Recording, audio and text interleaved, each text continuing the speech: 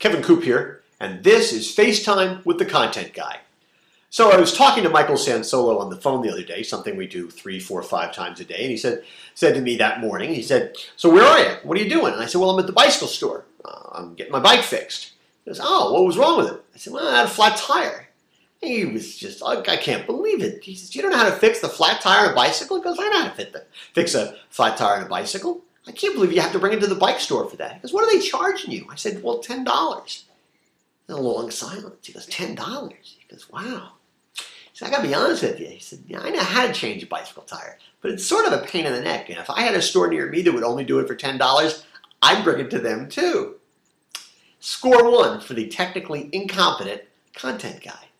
The thing is, what this made me think about a lot was the whole notion of value and where we draw the line on what's valuable to us and what's not. All of which is subjective, right? You know, for Michael, $10 was a line. And I'm not sure. Would he have gone to 11? Would he have gone to 12? Would he have gone to 15? I have no idea. I know for me, I probably would have gone to 20 or 25 before I started saying, this is a little bit crazy. But since I have no idea how to do it, I would draw the line in an entirely different place than Michael. You know, the same thing, it seems to me, is what's going on when it comes to online grocery shopping versus brick and mortar grocery shopping. And this comes up all the time on Morning Newsbeat. It comes up when we talk about online sales taxes. It came up just this week when we were talking about buying Christmas trees online.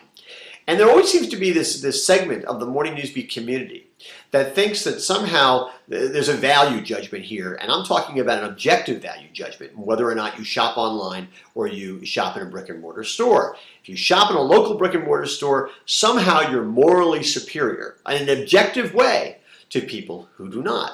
And, you know, I just think that that's not true. I think that's a silly way to look at it. I think we all draw the line in different places. There's lots of subjective reasons that you might say that when I make a choice to shop here versus shopping there, there are lots of subjective value judgments that I make, but there's nothing objectively valuable about one versus the other.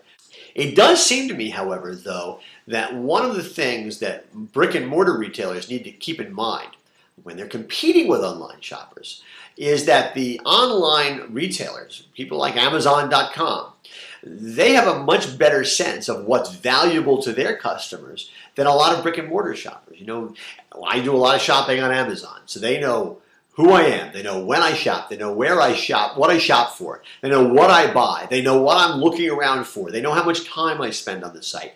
They can market to me in really effective ways based on my habits, based on what I've bought before, even based on what I've looked at.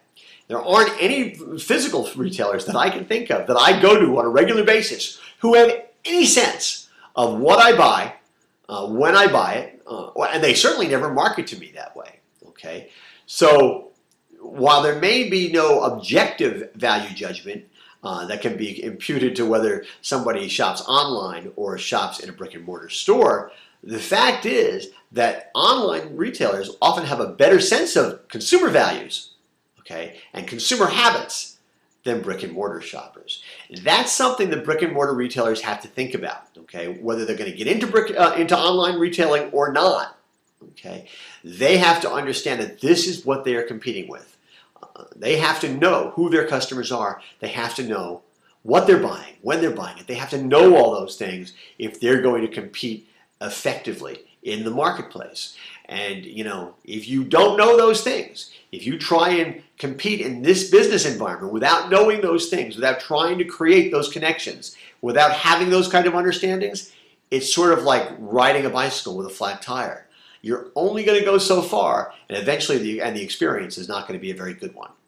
Anyway, that's what is on my mind this Thursday morning, and as always, I would like to hear what's on your mind.